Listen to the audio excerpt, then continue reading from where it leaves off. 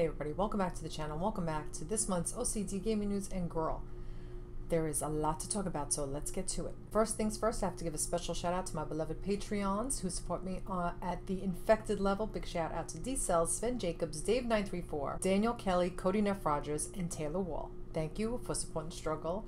Now, back to the news. It's time for the Gamers Court. Now, on the docket today at the Gamers Court, we have a well-known figure in the gaming industry, Glenn Schofield, who had ran the now-defunct Visceral Games and Dead Space. Now, he came out with a little tweet about the toxic work culture that is the gaming industry, and we're going to get into it. He tweeted, and it's now deleted tweet, Glenn Schofield tweeted, "I only talk about the game during an event. We are working 6 to 7 days a week. Nobody's forcing us. Exhaustion, tired, COVID, but we're working. Bugs, glitches, perf fixes, one last pass through audio, 12 to 15 hour days. This is gaming. Hard work, lunch, dinner, working. You do it because you love it." Now, there's so many things wrong with this statement. I don't even know where to begin. This toxic work culture of the gaming industry, I think of is very old school, and it needs to stop. That sounds like Stockholm Syndrome to me. It's giving me very Stockholm Syndrome, if you ask me. I mean, it sounds like he is just encouraging toxic work culture and toxic working environments. Like, working through being sick, working through exhaustion is not the tea. You cannot do good work when you are exhausted, when you are ill, when you are not feeling up to it. And 12, 15-hour days can make any bitch tired. Why would you want to encourage that kind of culture? This has got to stop. He has since deleted the tweet, but the fact still remains that this type of ethic, work ethic, is just harmful, and it does not belong anywhere, especially not in the games industry, where people feel like, you know, they have the job of their dreams, and they are like so lucky to be there, like, so they will suffer and put up with it. That is not what should happen, okay?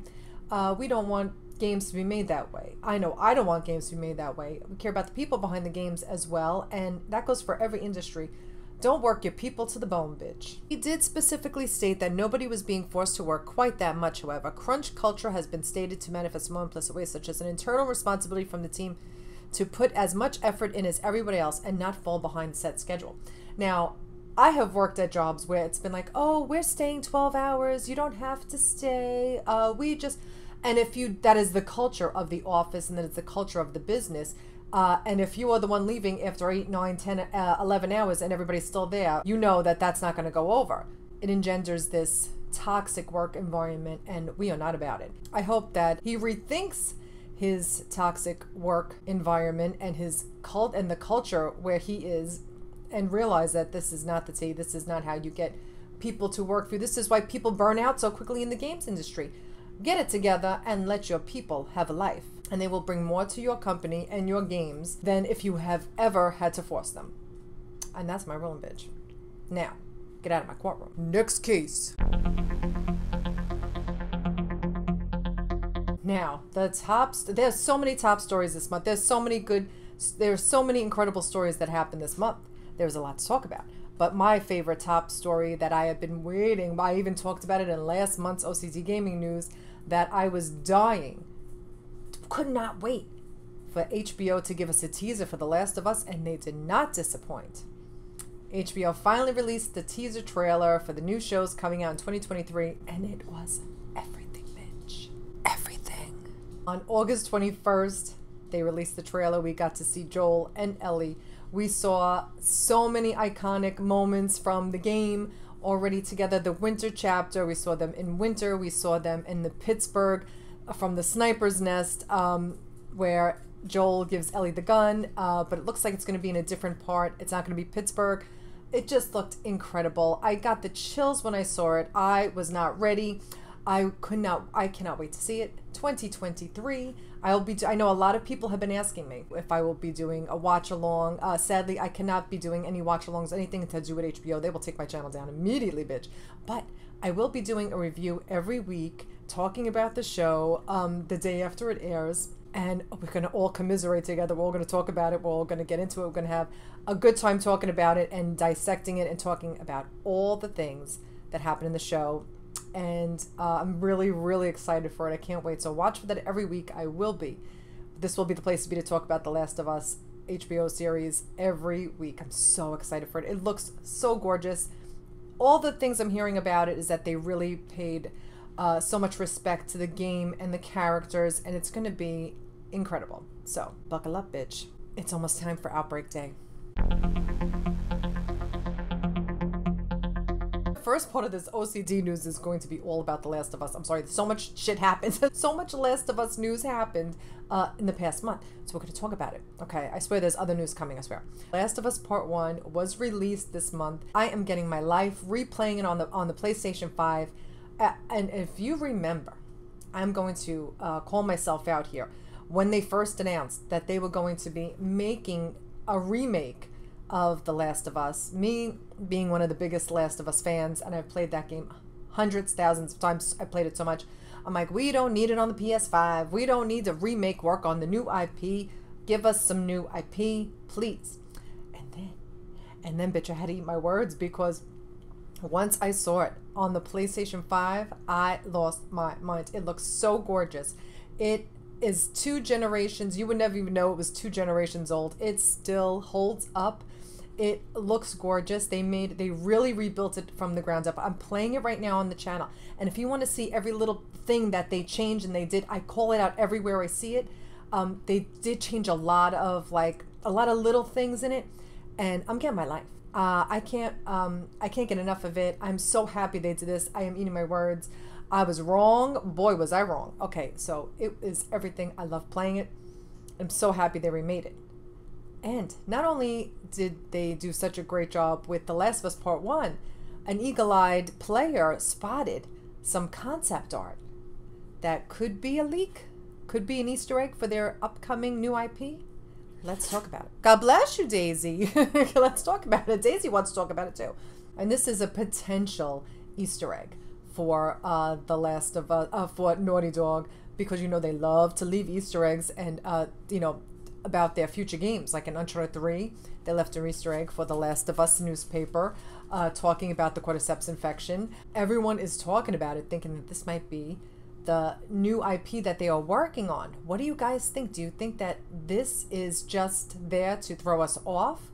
Or do you think they are really working on a fantasy-inspired game? Because if you know, a couple years ago, that employee who put his resume out on, I forget where they put the resume out, he had said, oh, working on a fantasy game, fantasy-based game, but it was like, said, oh no, they're not working on a fantasy game. This is just concept art. This is just, you know, stuff I did. I think that would be really fucking cool. But if you want to know what I really think would be an awesome IP, would be the Savage Starlight, the comic book series that's in The Last of Us Part 1. If they could make that series, that comic book series from the game, into their next IP, I think that would be the gag of the century, because it would have been in front of our faces the entire time we've been playing. It's been out since 2013.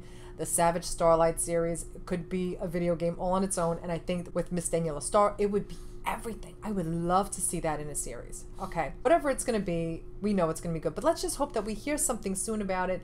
The Last of Us Part 2 has been out since it was released in 2020. It's now 2022. I'm hoping to hear a little something about what they're working on next. Talking about, we can't wait to see what we're working on. We can't wait to show you what we're working on. Neil Druckmann's been talking about it. And you know what, bitch? Neither can I. I want to see it. What do you guys think it's going to be? Let me know in the comments. Are you excited for this little Easter egg that they had found? Now, just the other day, the God of War Ragnarok trailer was revealed at Sony's PlayStation State of Play, and it was everything. I couldn't get over how gorgeous it looked. I couldn't get over even like the things that Kratos was saying, like, death has not earned me yet. Like, it was just everything. I got my life. Thanks for the love on that reaction video, by the way. I'm so very happy that it was doing well. You know, your girl struggles here on the YouTube channel. But I was very happy to see that, and I love how they kind of did it like quick, and Sony Santa Monica and the people were kind of like hinting that we were gonna see something. Tell me when you saw that when you were like everyone was so hyped, we're gonna see something from God of War, we're gonna see the trailer, we're gonna see something, and then they showed the controller, which was gorgeous and stunning. The God of War controller, Ragnarok controller, is so gorgeous. But when I saw that, I was like, bitch, is that the big surprise? Like, where is the trailer? Where's the gameplay? I almost fell out of my chair when I saw that. So yes, they did not do us dirty. They gave us the beautiful controller, and then they gave us the trailer afterwards. Thank goodness. Thank God. Thank Ragnarok.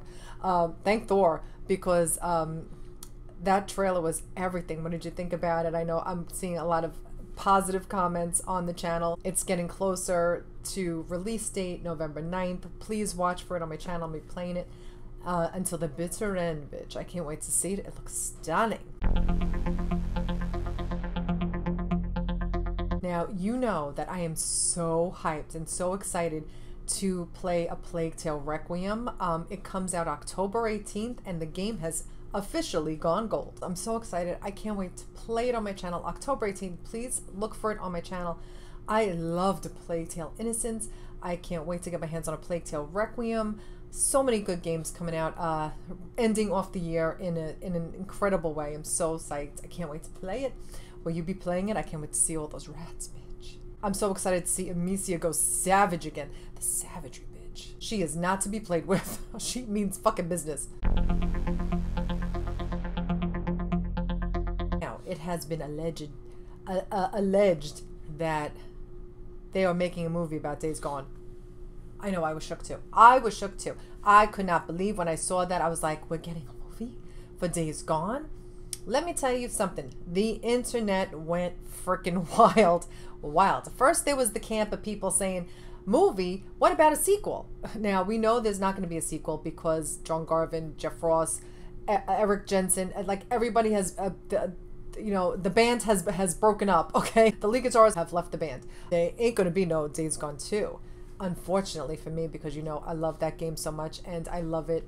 I would have done anything to have played a Days Gone 2. So that's not going to happen. So now that we have moved on from that, that's the one camp. Number two camp is like, oh, they're making a movie about it. That's great.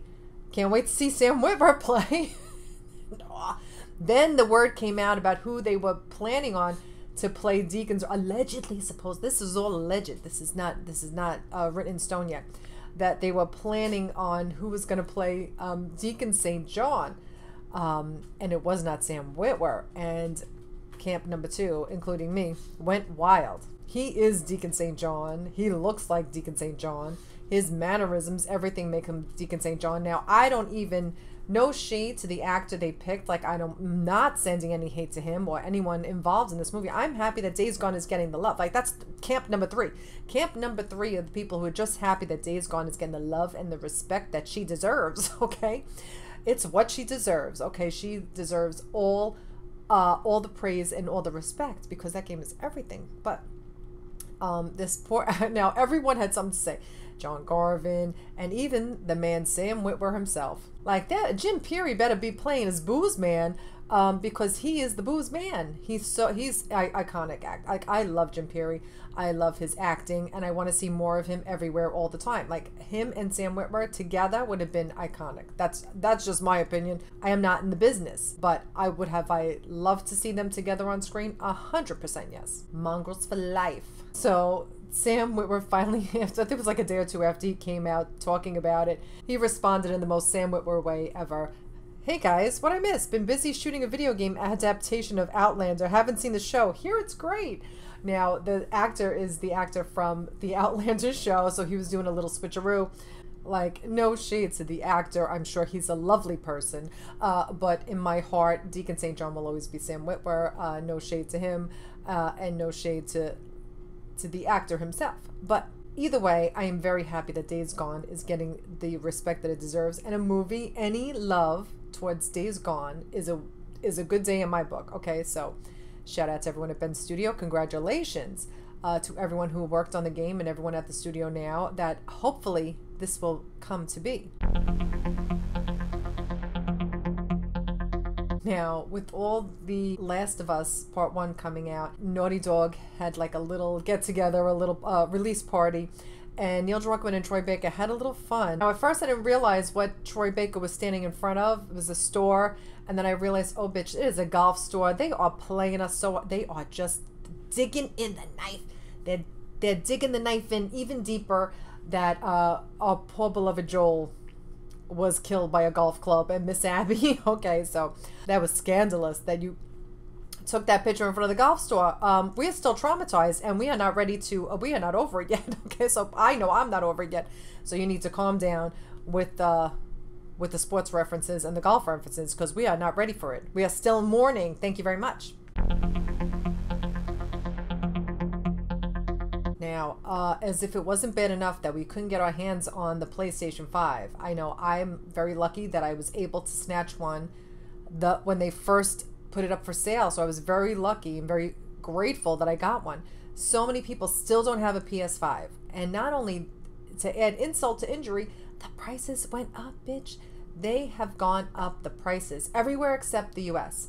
So I am very sorry to my friends across the globe who cannot get their hands on one. And even if you can, you're going to have to even save up even more money. PS5 price to increase in select markets due to global economic environment, including high inflation rates. The global economic environment is challenging that many of you around the world are no doubt experiencing. We're seeing high global inflation rates as well as adverse currency trends impacting consumers and creating pressure on many industries. Based on these challenging economic conditions, Sony Interactive Entertainment has made a difficult decision to increase the recommended retail price of PlayStation 5. Really sorry to anyone who has to save up the extra coins to get the PS5, but good luck to you all.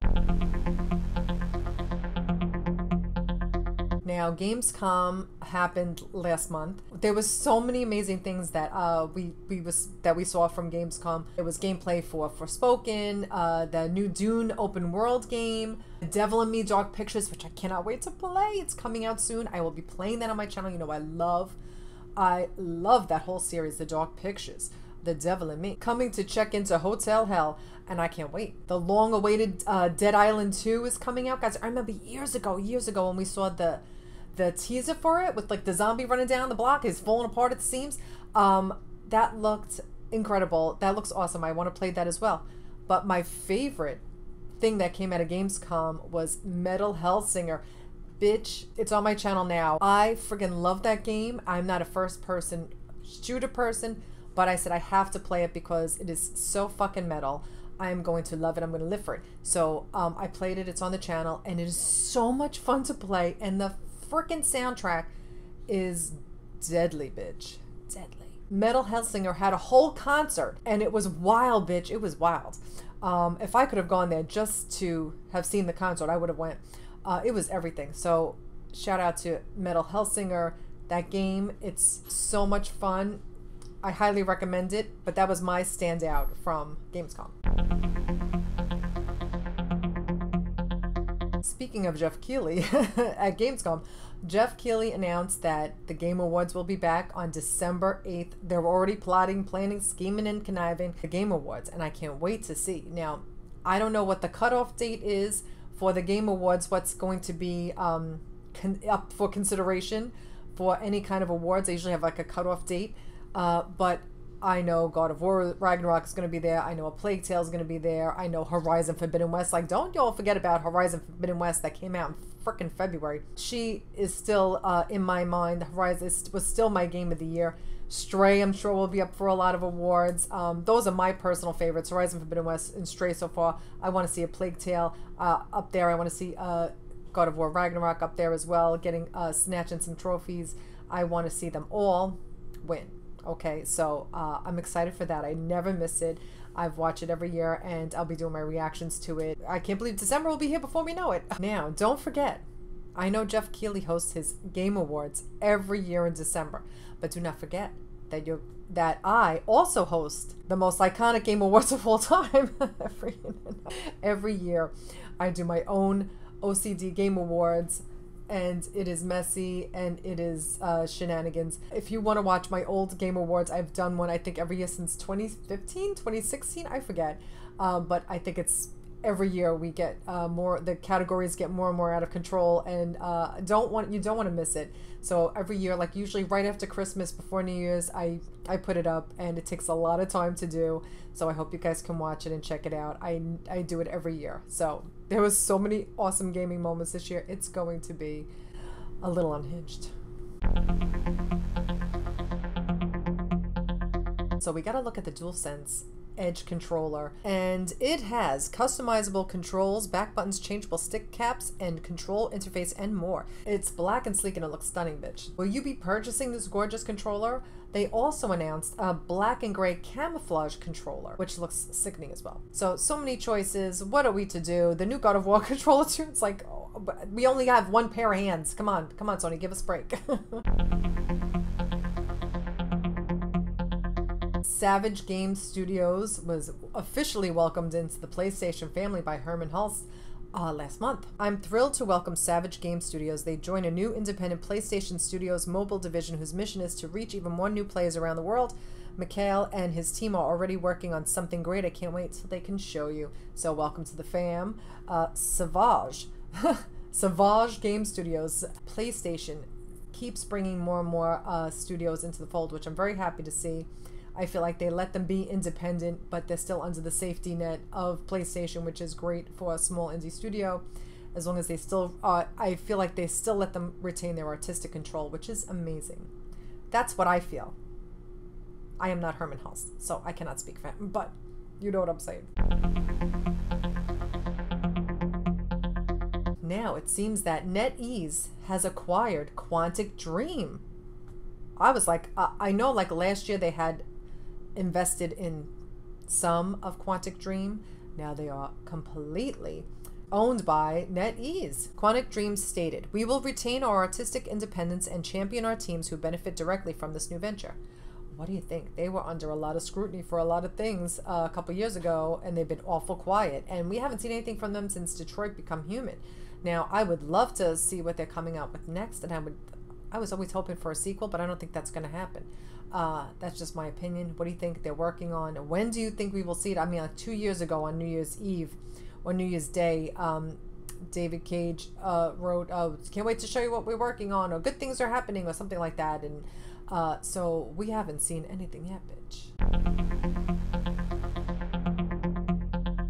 It's officially official. Crystal Dynamics and Eidos Montreal will be taking control of Tomb Raider and Deus Ex. They took over from Square Enix. What do you think about this acquisition? Do you think it's good, bad, ugly? I don't even know. It was a $300 million deal, bitch. Do you think it's for better or for worse? I'm not sure. Now, speaking of Ben Studios and our beloved friends at Ben Studio, ex-Ben Studio member Eric Jensen, who was at Ben Studio for many, many years, he announced last month that he is now working for Sucker Punch Productions. Congratulations to Eric and his new venture at Sucker Punch. I know he's going to bring all of his talents over there, and they're very lucky to have him. And we knew he was staying he kind of alluded he was staying close by and in the PlayStation family, so I'm very glad to see that he has stayed within the PlayStation family, and whatever Sucker Punch is working on, I know it's in good hands. So congratulations to you, Eric. Congratulations on your new venture. Now, I know on this channel we don't talk a lot about Nintendo or Nintendo Directs or Nintendo Switch or Switch games, and that is no shade to Nintendo or Nintendo Switch or the people who love to play Nintendo. That's just because I don't have a Nintendo Switch. Those are not the games I play, and I feel like I am not qualified enough to talk about those games because I have no reference in those games. But I was very happy to see that Splatoon 3 is now the best-selling domestic launch title on the Nintendo Switch. It has outperformed every other Switch launch in Japan. So congratulations to Splatoon 3 and the very successful launch of the game. Now, there was a few changes from The Last of Us to when they remade it to The Last of Us Part 1, but one of the changes one person had noted was in the credits was that Neil Druckmann has his name twice in the credits. Art director Eric Pangelin no longer listed on the screen, but Neil Druckmann's name is listed twice. Bruce Daly reacted to this with a shrug emoji and a Bruce is still listed on there. They didn't take his name off, but somebody was complaining that Neil Druckmann's name was there twice. When I went to play The Last of Us Part 1, Eric's name was right on the intro screen, so it wasn't like he took away credit for him. I think that was just a very far reach. It was too far of a reach. I sprained my arm just trying to figure out what that reach came from. I don't think it is anything to worry about. Also, I can't wait to see what Bruce Straley is working on. You know that he has started his own, we talked about last month, Wildflower Interactive. I want to hear something from him. Maybe he'll have a reveal at the Game Awards. Tied everything together. I can't wait to see. So here are the release dates for this month's games. What are you excited to play? What are you looking forward to play? I am really excited to... Metal Hellsinger is so much fun, guys. Please play it if you love metal. Play it if you love first-person shooters. Play it if you like playing fucking awesome video games. It is so much fun. A Plague Tale Requiem is coming out next month. I am so excited for that. God of War Ragnarok. Oh, and The Devil in Me. Guys, so many good games coming out. Those are the ones I'm looking forward to. Let me know in the comments what you're looking forward to playing next. And we can start the countdown for all our favorite games coming up. And here is the artwork. Work, bitch. This month's artwork from my subscribers. Anyone can send in some VP shots or any video game related artwork. Send it my way. Like to give a special shout out to Tori Troublemaker, who sent me these two gorgeous shots. Thank you so much for sharing these gorgeous shots of Ghost of Tsushima with us. It is an incredible game. I love it so much. It's so visually stunning. I hope they're working on a sequel because they really have got that down pat. Like, they did it such a beautiful job. I want a sequel. Thank you for sharing these beautiful shots with us, Tori Troublemaker. And Miss Rain, thank you so much for sending me this gorgeous Last of Us Part 1 shots. Thank you so much. Miss Rain is a good friend to the channel. She's always sending stuff. So thank you for sharing your beautiful shots with us. I am losing my voice. Please excuse me. If you guys have any, you want to DM me on Twitter. I do not check DMs on Instagram, so don't send me anything there. Let me know it's okay that I can share them on the channel. Thanks so much for sharing with us. And now it's time for the yes. Yes, bitch. And the mess. My yes for the month. Big surprise, big shock. The Last of Us Part 1. I am getting my life replaying it. I know a lot of y'all are surprised at how good I'm playing it, how good I am at the combat and the stealth, because you're not used to seeing that shit on my channel. You are used to seeing me just on the struggle bus, and that is for real. I never claimed to be the world's best video game player, but I am very well versed in The Last of Us, Part 1 especially. And I've played that game, and I know it like the back of my hand, so I could practically play it with my eyes closed. And it's been a joy to like replay it on the PS5 to see it in all of its beauty. So that is my 100% yes for the month.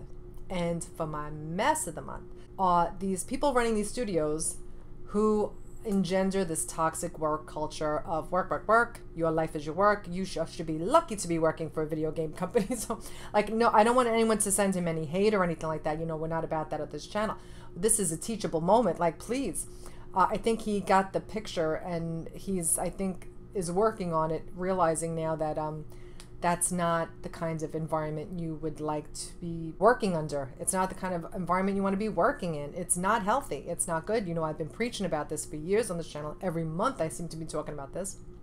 So I hope the comments that he got, like, I hope that it hit home. I hope that he takes something positive out of this and that he's able to change his toxic workplace ways, and that the people who work for him will be able to work in a more healthy environment, because it's not good for anybody. So that goes for any job that you have, right? Balance, work-life balance is very important. That was my mess for the month, bitch. But that's it for this month, guys. Thanks so much for watching.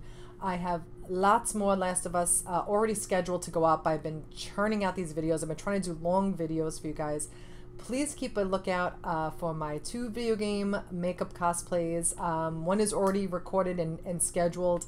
I don't want to say when it's coming up. It'll give it away what it is. And my Halloween video game makeup cosplay is also coming up.